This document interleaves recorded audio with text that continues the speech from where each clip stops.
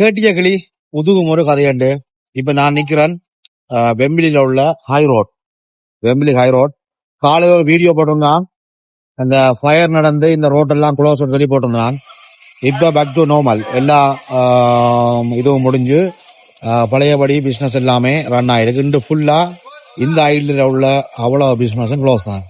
இந்த ஐடில் உள்ள அவ்வளவு பிசினஸும் க்ளோஸ். ஒரு சில தமிழாக்கள் கொமெண்ட்ஸ் எழுதிருக்கீங்க. எப்படி கொமெண்ட்ஸ் எழுதுறீங்கன்னு சொன்னா, தமிழாக்கள் பிசினஸுக்குண்டா எப்படி நடக்கலாம் கொள்ளாமண்டு அந்த மனநிலையில இருந்தீங்க என்றால் ஒரு நாள் உங்களுக்கும் அப்படி ஒரு சம்பவம் நடக்கல. அது இந்த வேலையும் வேதனையும் உங்களுக்கு தெரியும். ஒரு பிசினஸ் ஃபயர் ஆகி அல்லது ஒரு பிசினஸ் லொஸ்ட் ஆகிக்கல, அந்த முதலாளி மாற்ற மனநிலை என்ன மனநிலை ஆகும், எவ்வளவு கவலைக்குரிய விஷயம்ன்றது உங்களுக்கு தெரியாமல் சில பேர் வாயில வந்த வாட்டுக்கு கொமெண்ட்ஸ்கள் எழுதுறீங்க. எப்பையும் எங்கட தமிழ் சமூகத்தை சப்போர்ட் பண்ணி நாங்கள் டிபெண்ட் பண்ணி இருக்கணும்.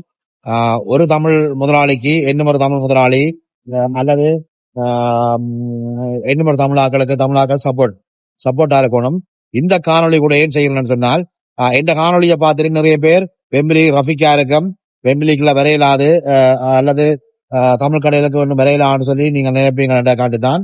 இப்ப எல்லாமே ரோட் எல்லாமே பேக் டு நார்மல், பழையபடி வெம்பிலி பேக் டு நார்மலுக்கு வந்துட்டுது.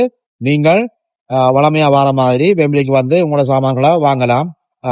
எங்கட கடை இருக்கலாம், நல்ல கேஷங்கரிக்குள்ளதான் எங்கட கடையும் இருக்குது.